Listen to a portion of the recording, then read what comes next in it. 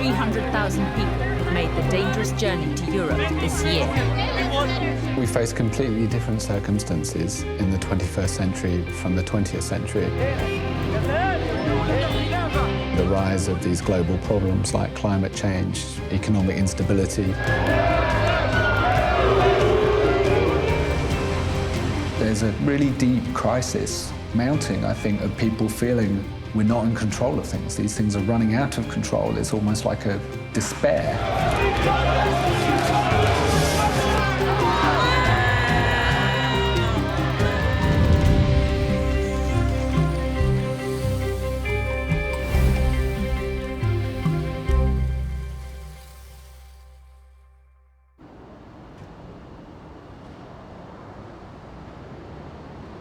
This is where I had the security vetting to join the Foreign Office, where I was interrogated and cross-examined on the details of my personal life, my sexual history, my political leanings, my proclivities for drinking and gambling, the origin of my Eastern European relations. All was discussed in great detail. I threw myself at the Foreign Office. They could have whatever part of me they wanted. Gladly, you give us your personal secrets and you belong to us and you become one of us. I started to think of the world through the prism of we rather than I. What would Britain want in this circumstance rather than what I thought was right? I became a diplomat in 1989 when the Berlin Wall came down and the Soviet Empire collapsed. Western democracy and capitalism were victorious. We were the good guys, making the world a better place. It really felt like the dawn of a new era of peace and prosperity.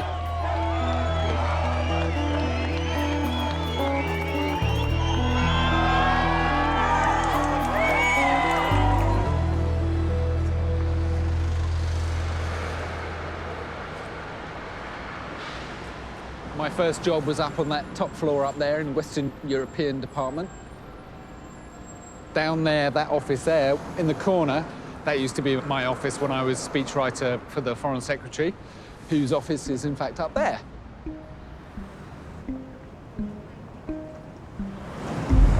At the end of 1997, I was posted to the British mission to the United Nations in New York. I was 31. My main responsibility was Iraq and its weapons of mass destruction.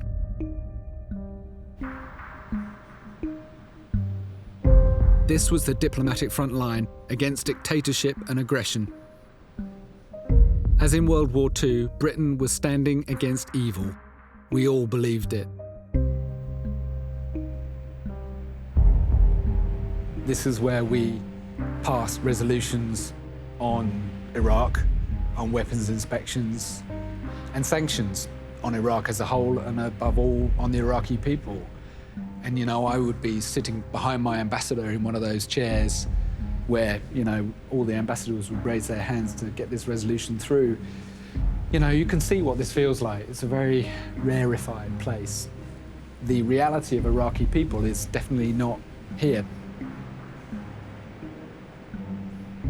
What sanctions did to the Iraqi people was horrific. We knew they were suffering, and yet it wasn't real suffering to us. It was just paper suffering. We'd be in talks in Washington where people would say, well, you know, I hear those reports too, but I'm sorry, containment's the priority here. It was like literally ordering our needs of security over the needs of ordinary people, and there was considerable suffering.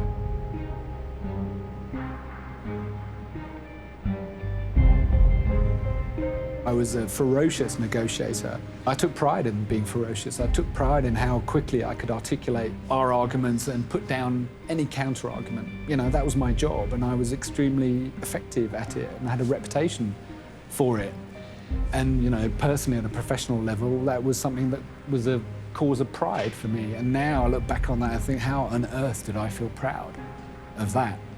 I feel much more today. I feel shame.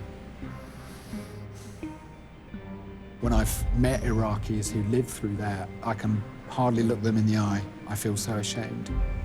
One Iraqi I met after all of this said, "So you were part of the genocide of my people." That's not an easy thing to hear. I was pretty upset by that, and there's some truth in it.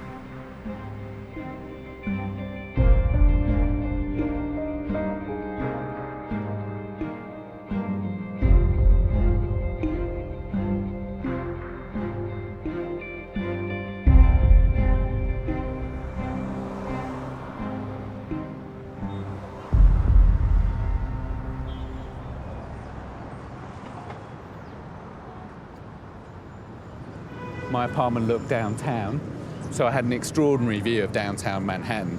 I could see the Hudson on one side and the East River on the other. It was an amazing view. And my apartment looks directly down towards the World Trade Center. The two towers were in the middle of my view.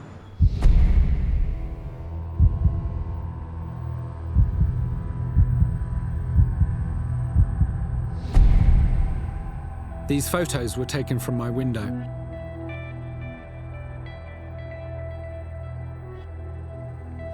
For weeks afterwards, the smoke continued, and there was ash on my windowsill for weeks afterwards. And I'd wake up every morning and see this column of smoke.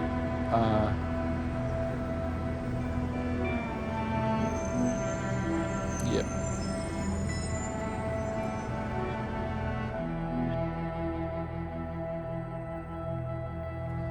And you just felt the drums of war beating. You just felt this momentum, this train had started, and there was no way anybody was going to stop it. Good afternoon. On my orders, the United States military has begun strikes against al-Qaeda terrorist training camps and military installations of the Taliban regime in Afghanistan.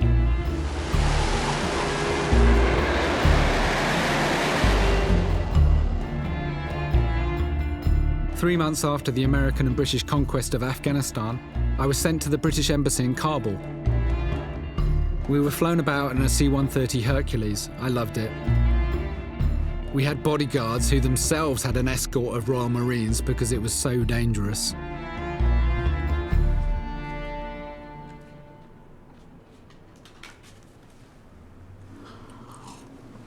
This guy was called Khalili. He's a leader of the Hazara in Afghanistan.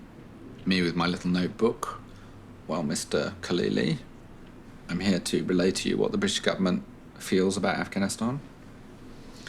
Grateful if you could tell me what you think. I think that's me. Yeah, it is me. So it's the perfect romantic image of the diplomat, isn't it? Sitting with the Afghan tribesmen discussing the political future. They're like, don't claim to me you're going to be here in perpetuity helping us build democracy. We know exactly what that means. When I got home to New York, I was deeply troubled by everything I'd been through. I got married, which was wonderful, but I no longer believed in my work, in the cause I had signed up to. I had to stop. So I took a year off. I spent my days in the New York University Library. I just read and read, often randomly picking books off the shelves around my desk. I was trying to rediscover my purpose. I was looking for political ideals that I could believe in. I was groping my way towards a better way of doing things. Meanwhile, just 30 or so blocks north at the United Nations in my former workplace, my government was preparing for war. The Iraq War and what my government said about it would change my life. Saddam Hussein's intentions have never changed. He is not developing the missiles for self-defense. These are missiles that Iraq wants in order to project power, to threaten, and to deliver chemical, biological, and, if we let him, nuclear warheads. Tonight, British servicemen and women are engaged from air, land and sea. Their mission? To remove Saddam Hussein from power and disarm Iraq of its weapons of mass destruction. But I I knew that my government's real assessment of Iraq's alleged threat was very different from what our leaders were claiming in public.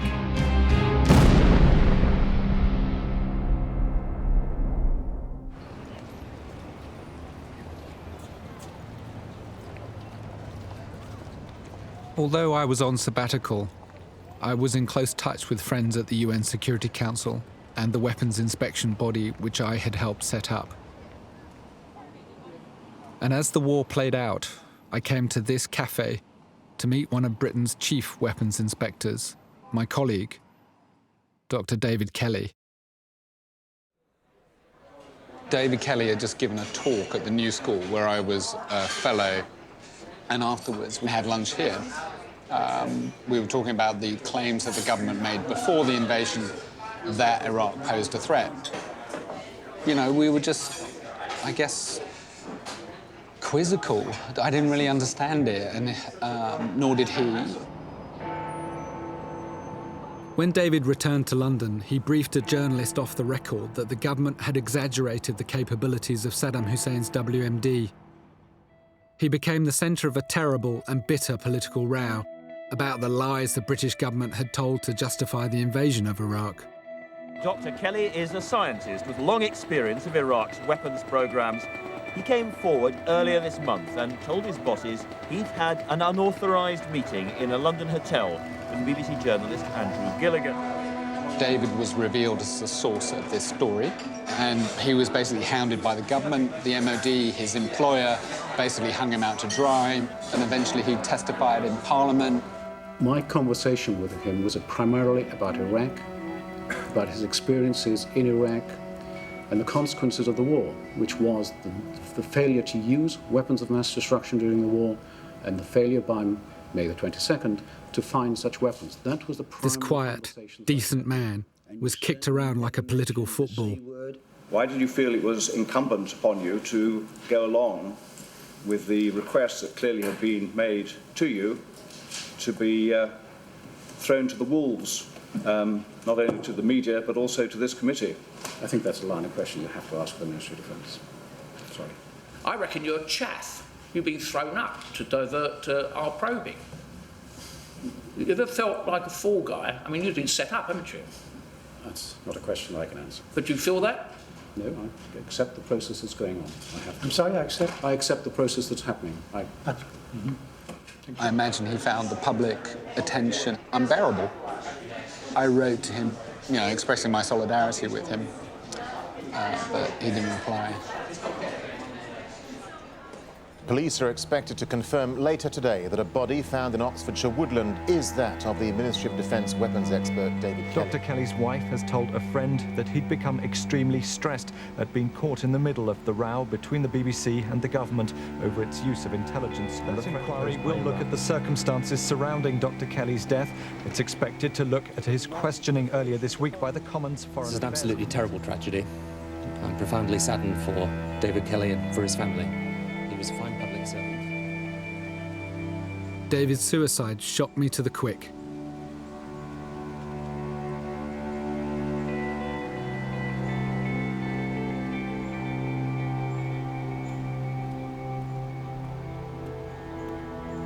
The last time I was here was David's funeral.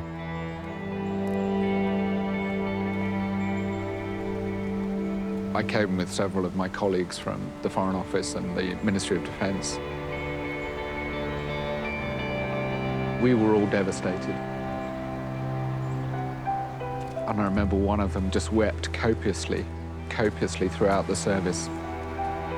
But it was completely overwhelmed by the blaring media circus that David's death had become.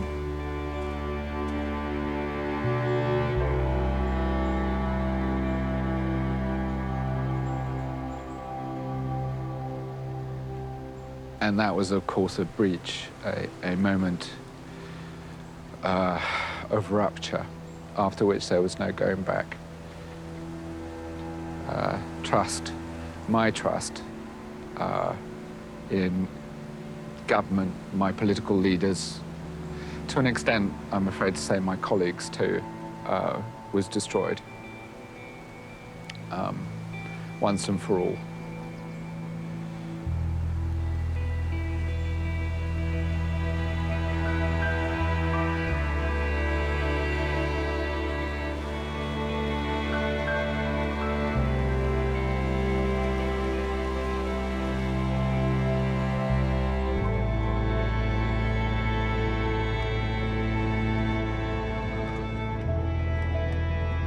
No one really knows, but an estimated 500,000 Iraqis have died as a result of this unnecessary war.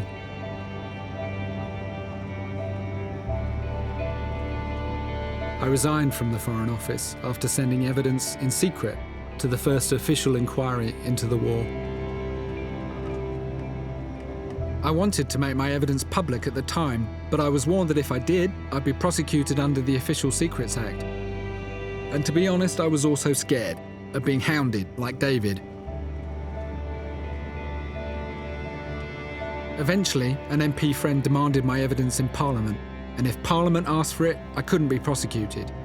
Well, today evidence will be published that says the government did not really believe that in British diplomats. In his submission to it, Mr. Ross said, "At no time did Her Majesty's government assess that Iraq's WMD posed a threat to the UK." The more we learn about the beginning of the war, the more uncertain the rationale for it seems to be.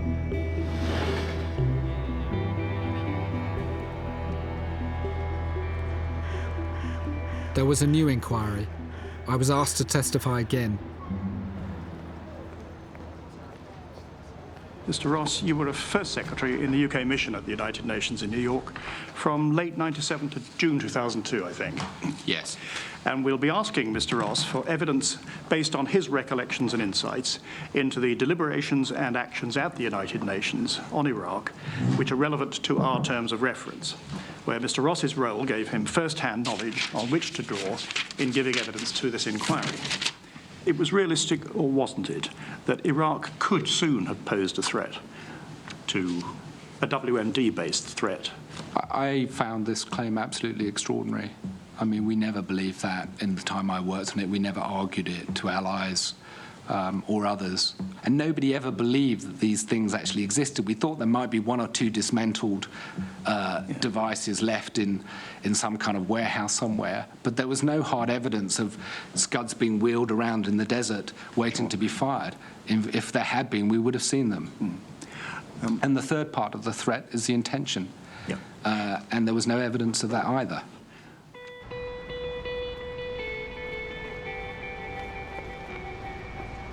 They had deliberately misled the public by claiming that Iraq was a threat when it wasn't, and that there were no alternatives to war when there were. To lie to the public and to the servicemen and women you're sending to war is the gravest of disservices. Government is established to provide security for the people, and to lie about war, to make false decisions about war, that's the worst thing any government can possibly do.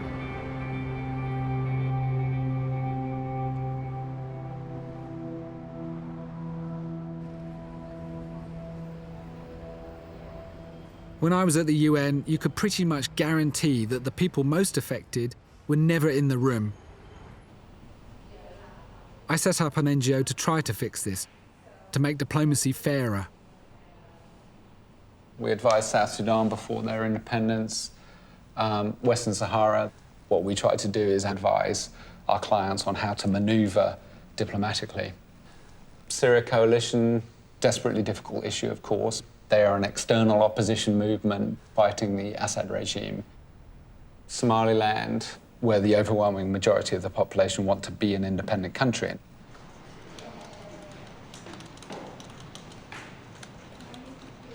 Independent Diplomat, it's a diplomatic advisory group. It's a group of former diplomats and international lawyers who advise democratic governments, countries and political movements around the world on diplomatic strategy. Both the work of Independent Diplomat and my own personal philosophy is driven by the belief that people should be part of the decisions that affect them. Around this time, I was sitting awake at 3 in the morning with my young daughter, watching television. By chance, I heard about complexity theory. It changed the way I saw the world. I grew up believing that government and neoclassical economics is like a kind of machine. These systems are complicated, but once you've worked out how all the cogs turn and which way the levers go, it's a matter of cause and effect, input and output. But in fact, the world is not complicated, knowable, it's complex.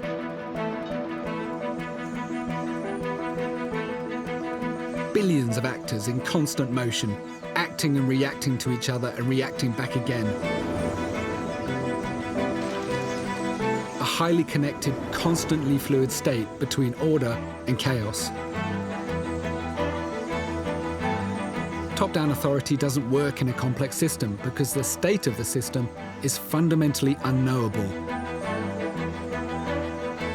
We can never be sure what the consequence of any one action will be.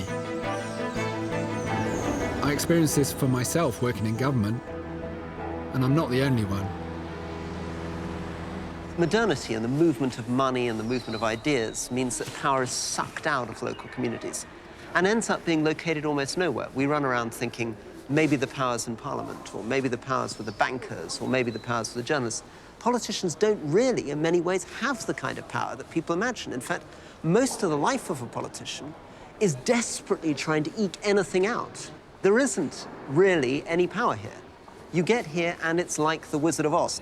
But somebody has power, don't they? I mean, somebody has the power to make the great decisions of state, taxation, or whether to wage a war or not. I mean, these are real powers. You're completely right. Theoretically, a Secretary of State can wake up in the morning and make a huge decision. But if you look at Britain, the reality is it's unbelievably difficult in practice to do almost anything. To wage a war? Is it so difficult to wage a war? I mean, it doesn't seem to have been too difficult in the last few years. Oddly, waging a war is, ironically, one of the things that is easier to do because it's about other people's countries. Complexity theory tells us that when a system reaches a critical state, only one tiny event can make the whole thing shift. When Mohamed Bouaziz set himself on fire in Tunisia, he tipped the whole region into a state of revolution and turmoil. The Arab Spring. The consequences are still playing out today. We think we need to be big to be powerful, but in fact, we can be small.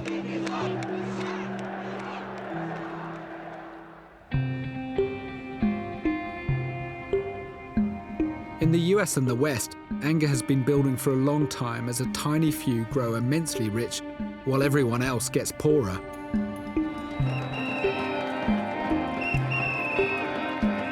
In 2011, a small protest led to an extraordinary spontaneous mass movement that spread to 1,000 towns and cities worldwide. It began just a few blocks from my own home. This is the home of Occupy Wall Street. This is where the movement began, where people began staying in this park, having meetings about the concerns of Occupy Wall Street. Funnily enough, they had mass meetings called General Assemblies, which is a bit like, not exactly like the meeting of the General Assembly in the UN, rather the opposite, because these were mass meetings that anybody could participate in. Our process! Our process! Insurrect democracy! Insurrect democracy! Occupy's great achievement was to make inequality a political issue. Some meetings I attended were chaotic, frustrating, even boring. But Occupy spawned groups and networks that turned anger into action. Everybody has the potential for leadership, and that people are naturally collaborative. Yeah. And that given the opportunity, people want to work together in community to solve mutual problems, because I think inherently we understand that we have power together, rather than that sort of like what's taught to us, which is this dog-eat-dog notion of competition. We need to be able to unlock our imagination and to be able to even dream out of that paradigm. And how do you dream? And how do I dream? Yeah. I dream by helping people take over the streets. Then in October 2012, Hurricane Sandy hit New York City. Over 4 million people have entered their 4th day without power across 12 states following the devastating superstorm Sandy. Concern is growing for people who lack food, water, and heat. The hallways are dark, the building is dark, the whole project is dark. It's like a war zone out here.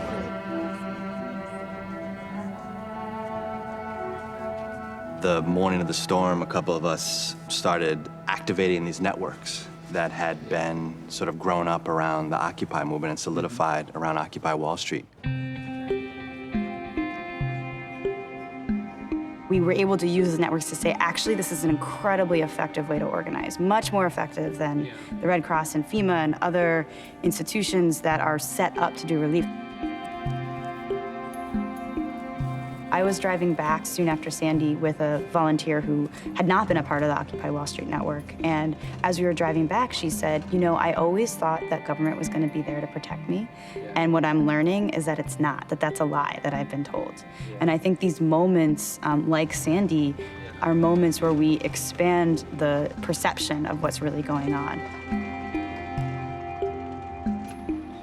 These crises are only getting worse and worse. There's these waves that are intensifying, and the crises themselves are going to keep creating these cracks where more and more people come in. So in the most demanding crisis, ground-up networks work better than top-down government. This was what I was looking for. A politics where the people with most at stake were in control. Self-organisation, no hierarchy. This is a political philosophy with a long history, a philosophy that most regard as radical and totally impractical. Anarchism. Anarchism has a pretty broad sweep, but the basic conception is that humans have a fundamental need and right for free, creative work and life under their own control, meaning any kind of hierarchy, domination, master-servant relation, boss-employee relation, any such relation is going to have to justify itself. But if you can't, it ought to be dismantled and replaced by a more free, cooperative, participatory society. Don't you have an overly optimistic view of human nature? Well, the other view also does. It relies on the optimistic view that if we have leadership, it'll be benign. The evidence of history is overwhelmingly against that. So, yes, we're not angels, but is the solution to that to create structures and institutions which bring out the worst in us?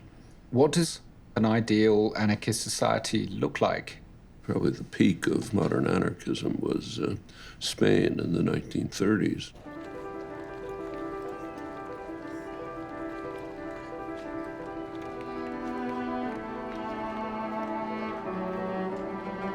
I first learned about the anarchist revolution in Spain from a book I love by the English writer George Orwell.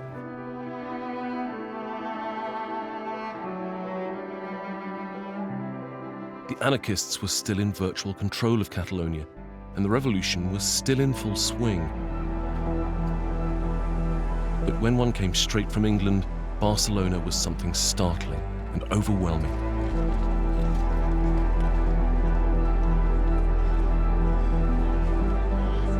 It was when anarchism was actually happening.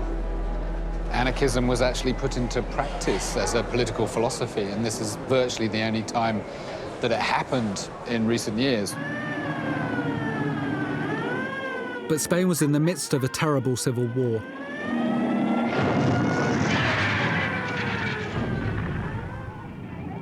Orwell had gone to join the Republicans fighting General Franco's fascists. But he realized that in Catalonia, an extraordinary anarchist revolution was underway.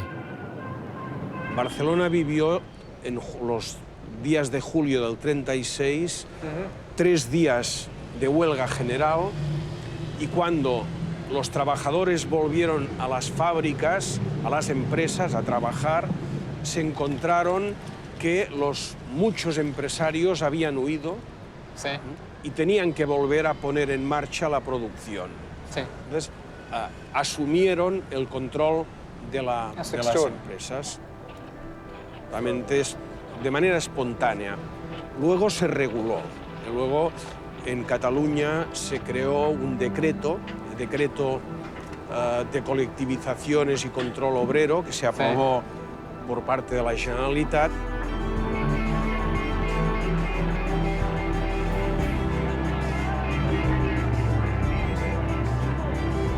It was the first time that I'd ever been in a town when the working class was in the saddle.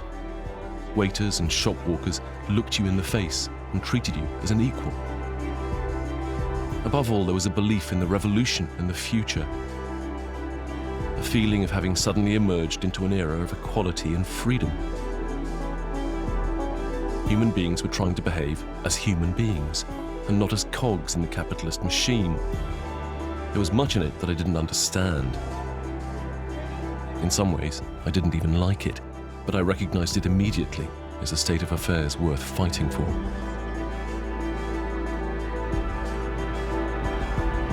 It was a remarkable and unprecedented attempt to create a better and equal society, without a state, without religion, without capitalism, where the people managed their own affairs.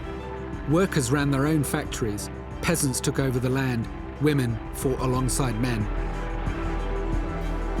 But in 1937, Stalin, the Republic's main backer, decided that he could not allow a genuine people's revolution to succeed. La revolución, tal y como se estaba produciendo en Cataluña, era la antítesis de lo que estaba sucediendo en la Unión Soviética. De aquí que Stalin tuvo un enorme interés en hacer fracasar la revolución.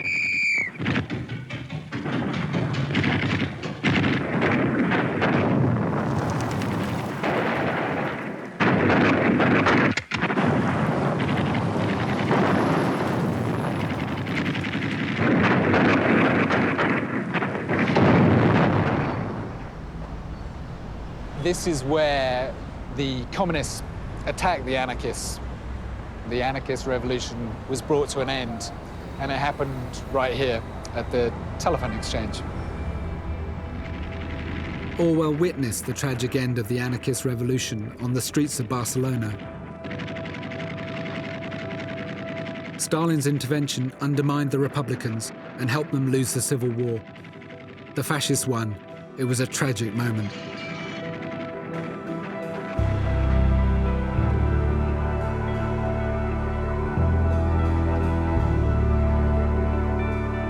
Although fascist rule ended in 1975, today's Spain still suffers widespread economic deprivation, high unemployment, and inequality. But in a village in southern Spain, the people took matters into their own hands. Anarchist ideals live on.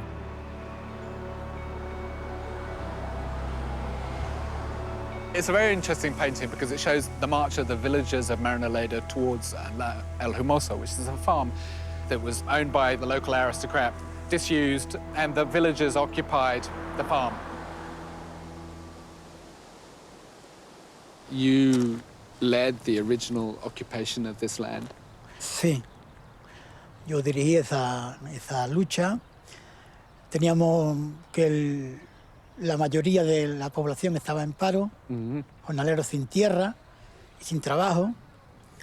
La gente tenía trampas en las tiendas. No recibía otra cosa que una cosa que llamaba el empleo comunitario, que era una ayuda, una limosna que daba el gobierno para mantener el orden público. Hicimos marcha andando desde Marinaleda hasta aquí. Entonces veníamos atravesando, porque por la carretera nos paraba la Guardia Civil, entonces veníamos campo a través hasta llegar a esta finca, donde nos desalojaba la Guardia Civil y volvíamos al día siguiente. Nos desalojaba la Guardia Civil, volvíamos al día siguiente. El gobierno nos cedió las tierras después de eso. Nosotros no queremos la propiedad de la tierra, sino el uso de la tierra. Nosotros pensamos que la tierra no es de nadie, debe ser de la comunidad que la habita y la trabaja. La tierra, la alacena que alimenta el planeta, y no debe ser un botín para el negocio de unos cuantos.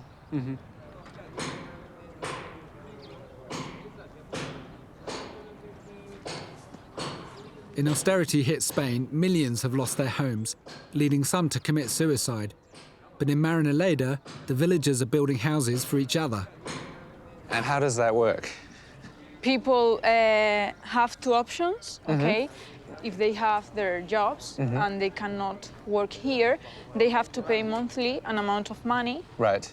And the second option is working here and you don't have to pay anything. I see. Because you are giving your job here. Right. You are building your own house.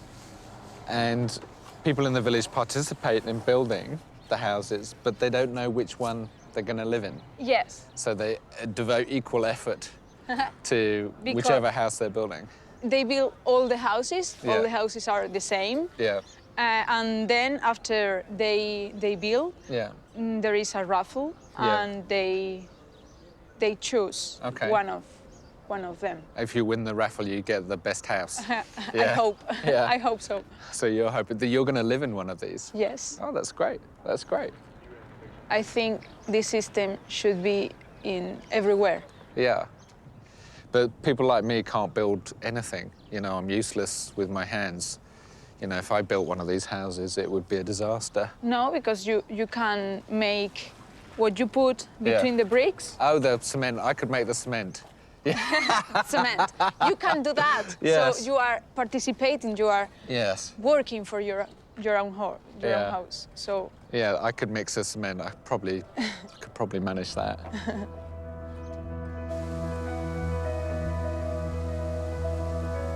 Y la medida que se cambia la realidad en un sitio concreto, Ujú. se está cambiando en el planeta. Sí. Por tanto, yo creo que un hecho revolucionario en un sitio concreto es un hecho revolucionario en todo el planeta. Sí. Que aún dentro del propio capitalismo es posible liberar territorios concretos, espacios concretos, que digan desde la práctica que es posible otro mundo. Aún en este territorio donde no germina la utopía. Pero yo creo que si somos constantes, terminará germinando y triunfando. Ajá.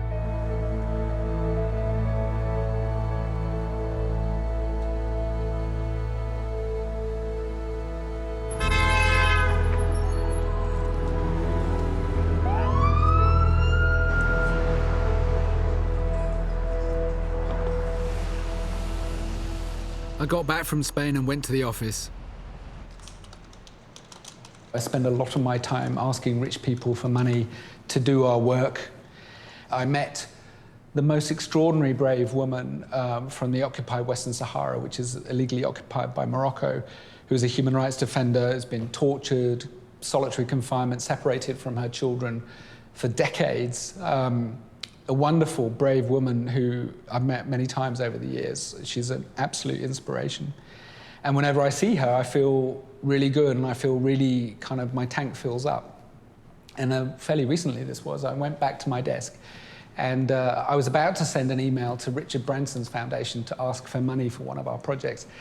And in my inbox was an email telling me that Branson's Virgin organization had just organized a kite surfing festival in the occupied Western Sahara. And it just came home to me that we are dependent on the very people who are the status quo to change that status quo. It doesn't make sense. There is something wrong with this model. And I'm really, really struggling with that right now.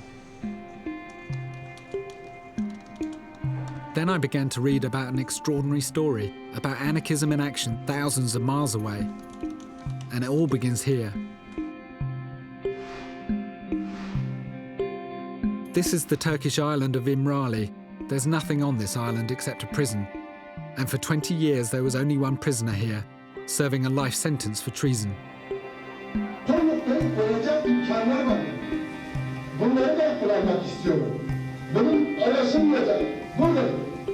Abdullah Öcalan founded the PKK, a militant organisation that fought Turkey to protect the political rights of the Kurds.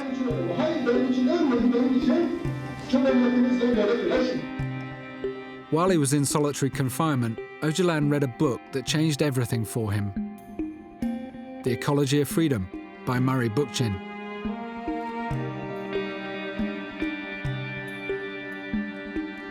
Bookchin was a political thinker who lived in the Lower East Side of New York, where I live today.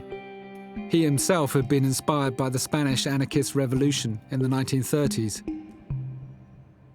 Spanish anarchism created a political culture that spoke to the deepest feelings of the culture of the people themselves. It was not a party. It was not only a movement. It was above all a whole education, a whole way of life, a way to live. In this sense, it was a truly people's movement. It was not invented in the British Museum like socialism. He explored, he went back to first principles. What is it that works? How do people really interact face to face? How do people live richly? And from that, he developed, what became communalism, but a theory of anarchism, basically, of a democratic anarchism of people interacting, making decisions face to face. And he also blended that with ecology. The thing that we have to recognize, in my opinion, is that there are in the world today millions of people who, under different names, are really anarchists. Deep in the culture of the people is the desire to regain their power, to create their own institutions, to create their own lifeways, to take control of their lives. When Abdullah Öcalan read Bookchin, he decided this was the answer.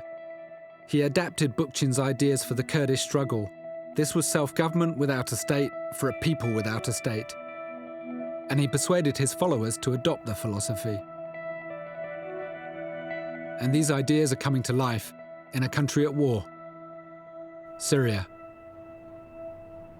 So this is a map of Syria, and where I'm going to go is into Rojava, which is basically this area here, under Kurdish control.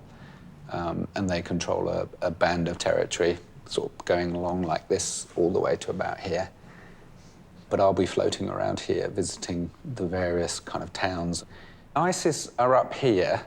They come across here, basically, in a line up here, more or less, including Mosul. So I'll be keeping in this bit. It's dangerous, a bit dicey. I'm more than a little bit nervous. But it sounds like everything I've been thinking about is happening here. Anarchism in practice. I want to go and see it for myself. Yeah, I didn't know I was going to have to take body armor and a bloody helmet. I didn't know that.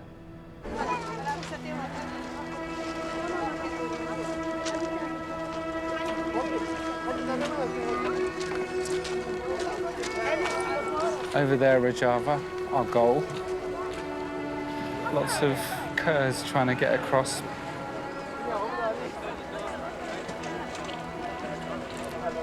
In this corner of Syria, something extraordinary going on. Whether it is replicable, whether there are things that we can learn for the rest of the world, is what we're crossing the river for. In the United Nations, where the future of Syria is being negotiated, Rojava doesn't even get discussed. The Syrian Kurds don't have a place at the table.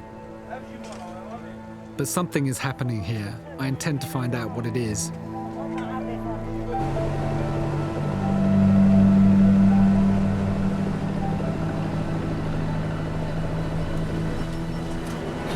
And here we are in Syria.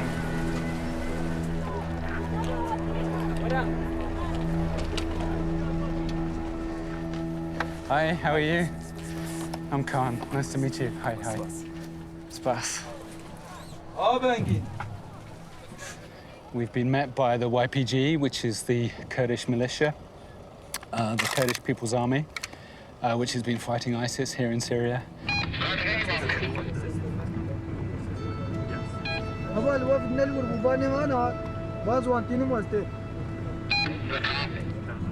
The democratic experiment in Rojava came to life in 2012, when large parts of the Assad regime collapsed in Syria. Can the principles of anarchism, no hierarchy, decisions made by the people, no state, really be operating here? كو رجيم جي قال لك دولتي كود خوازن دست درجي ناوا سوري بكن وقلا برا هفدن يعني شركي ناف خوي طائفي مذهبي ودرخن بيش جبوية كي سياستا كو ما بين مجاري دمشان فرجيو خقرت يعني هري ما تنيد سوري دا شري طائفي بيش نكتية شري ناف خوي بيش نكتية هري ممنا وهري مما برنجية يعني عرب هيا مسيحي هيا كرد هيا جيكو هر کس دکاری بو تیدا مشکلات درخی به تکوشینا ما سیاسی مریل پیشیاوی مشکلی گرد ام ایرو به هفره کارک دکر.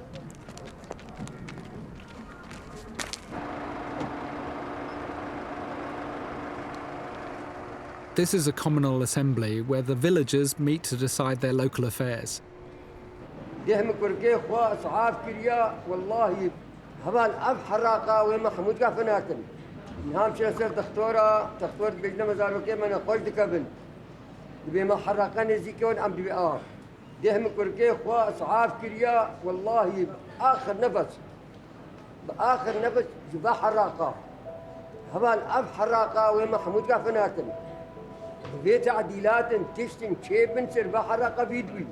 All the villagers take part, men and women, there are Arabs and Assyrians, and they're allowed to speak first to make sure that non-Kurdish minorities are given a voice.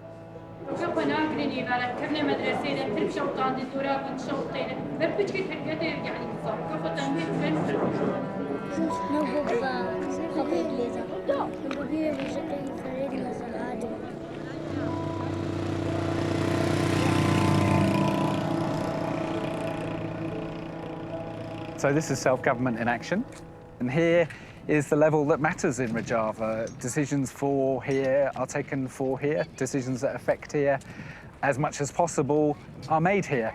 And if decisions need to go to a higher level, then they'll go up to the next level of the Legislative Assembly. But as far as possible, decisions about things that matter here are made in that room right there.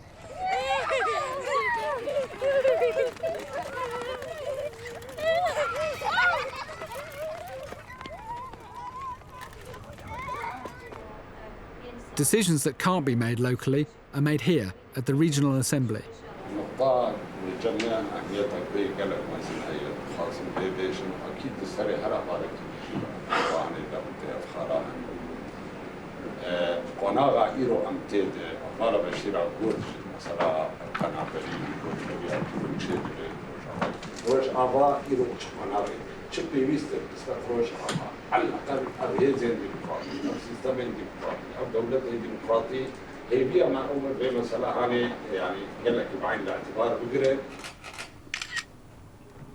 After watching a debate, I met some of the representatives.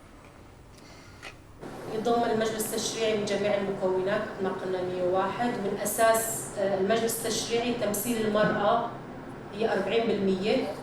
هذا موجود بالمجلس التشريعي.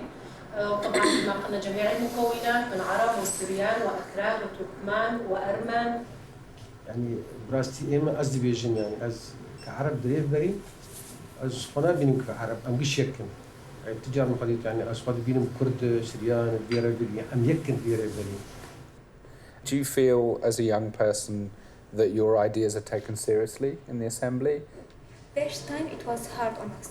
Yeah. Because it was the first time that we had this young age in the parliament. Yeah. And everybody was new on here, especially as a young woman.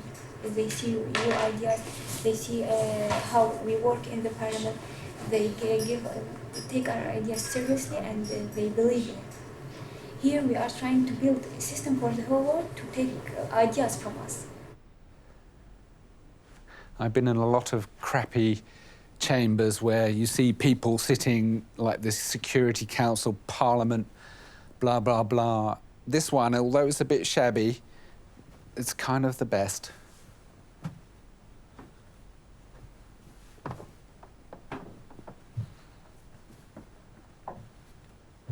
And you could almost make a kind of inverse paradigm that the shabbier the collective chamber, the better the democracy. The more ornate and gilded, the more jaded the democracy, the less representative.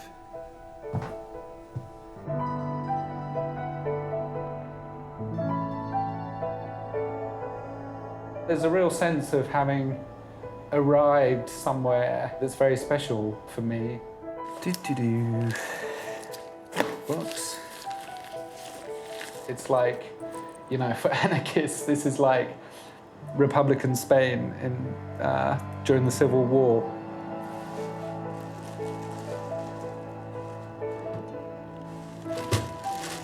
Soft.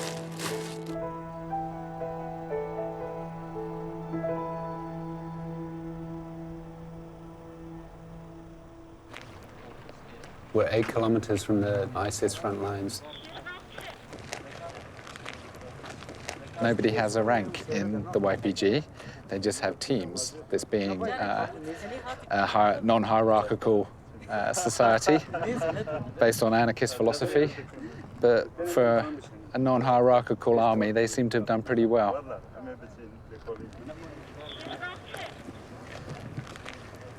اونا همین جیرینه جی سلاحانه و جی قرناصانه او مدرسه مكتب بري حمله ما يداوي ما تجارة قدر تجارة كدست جبهة النصر دابو وجارة كدست داعش تجارة بري نها ما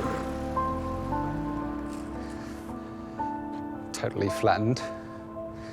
Shooting from up here, obviously. I'm not surprised civilians haven't wanted to come back here. The YPG is the most effective ground force in the war against ISIS. It controls about 30,000 square kilometers of territory, an area the size of Belgium, with some support from American airstrikes. Don't know, is it okay to shake hands? Yes. Hi, greetings. Spas. Spas. Spas. Nice to meet you.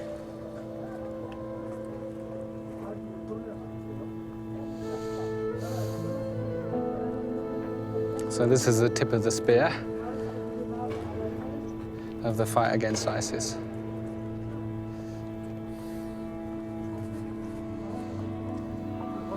They're also young.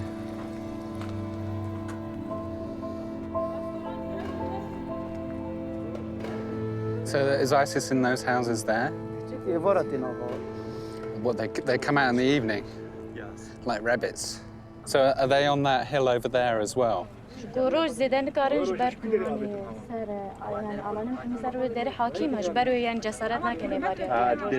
it the same for us, though? I mean, don't they, if you appear at the parapet here, don't they take a pot shot?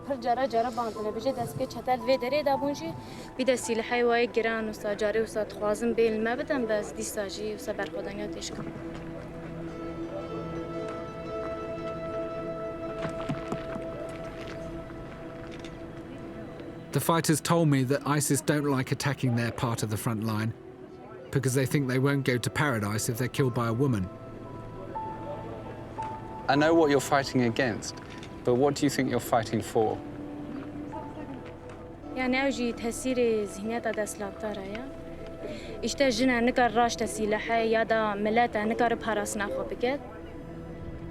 ایرو افراسی اف برخدانی پیجی پیگی دا دیار کرین کو آرمان جمع پرسنا ولات می آخامه زمانی می جبونا کو آخامه گرک عملی آزاد شیان کن دست بکی گرک جن آزاد بده اجبار ویج یعنی امجی لسر وی فلسفی دمش یعنی اوجی تاثیر ذهنیت دستلابتاره یا طیبت هانی بریا 5000 سال هر تم یعنی ذهنیت اف دجواک آمده هاتی رو نشکاندن.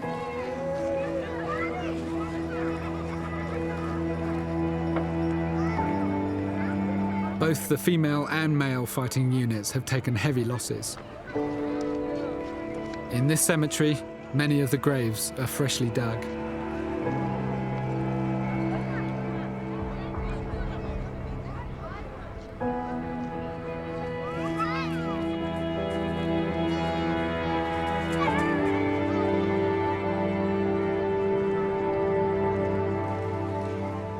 Like Orwell in Spain in the 1930s, I'm witnessing something extraordinary. The anarchist ideals I believe in are being put into practice here, and it works. Rojava shows the world there is a better way of doing things.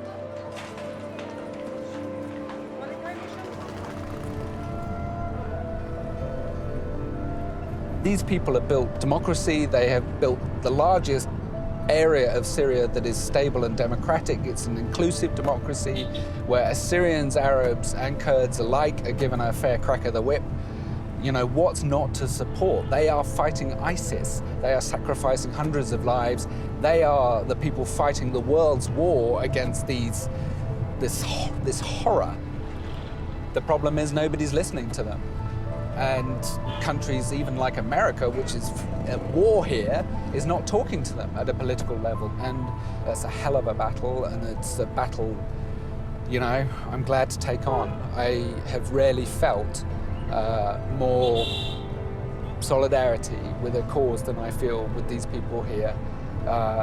It sounds romantic, you know, I'm not Lawrence of Arabia, but this is what I'd like to do. This is for me that, you know, why I do what I do. And I am really, really, really, I'm really sad to leave, really sad.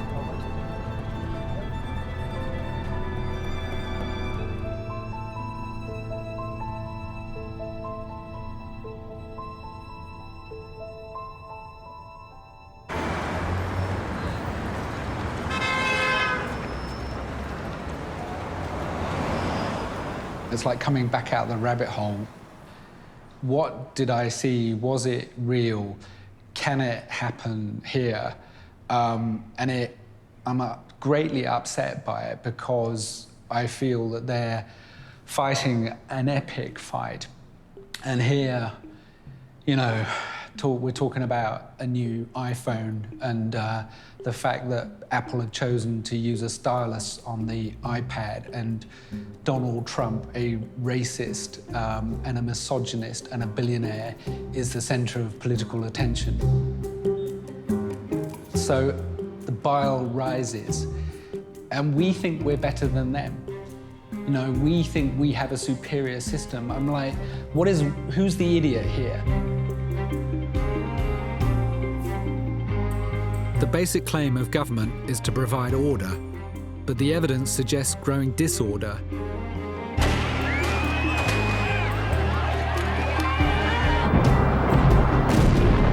And as they lose control, the response of governments will be more intrusion and more coercion. This is the future, unless we act.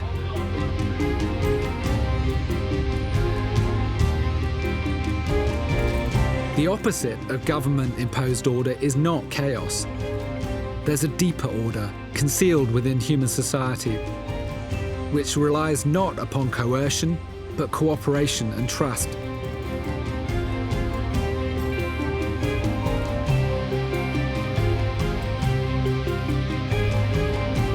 Built not by governments or politicians, but by people who realize at last their own true power.